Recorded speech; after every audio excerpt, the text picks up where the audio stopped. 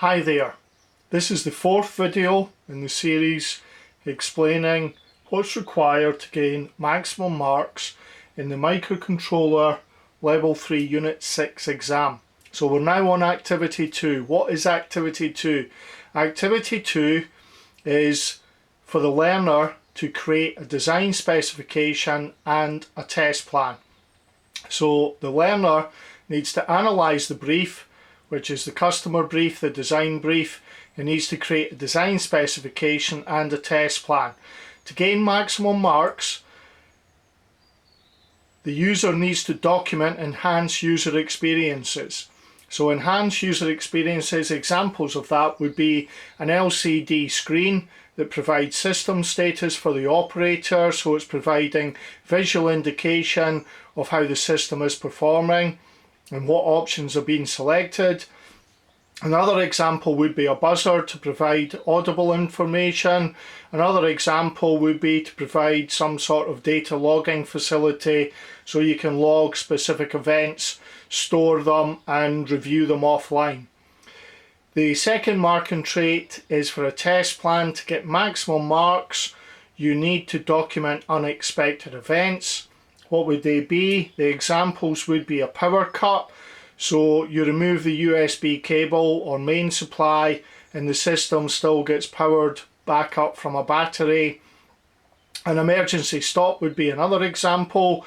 So we're not talking here about the reset button on the Arduino board that resets the whole system. We're talking about the deliberate implementation of an emergency stop button.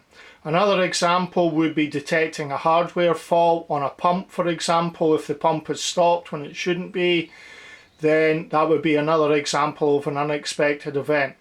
Another example would be where the system is not being used for a long period of time and you might want to flag that up, particularly mid options. So overall, what the user needs to do for Activity 2 for 9 marks is to interpret the client requirements, interpret the design brief. So an example would be in the design spec, the learner could document the system needs to be able to monitor the door and sense if it is opened at any time during the operation of the degreaser, the dishwasher machine. This can be used to provide a suitable indicator to show the door is open or closed. So what we're doing here is we're interpreting the design brief.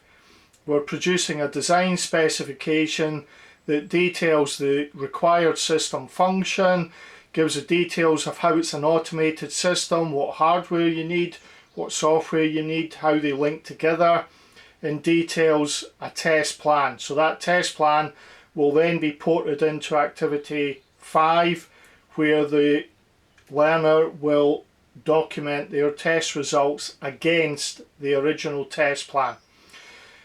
It's only 9 marks here. Every mark counts, however. It does seem a little bit harsh, only 9 marks in terms of what you've been asked to do, and I would suggest in terms of the importance of creating a successful working product, Activity 2 is the foundation of the project.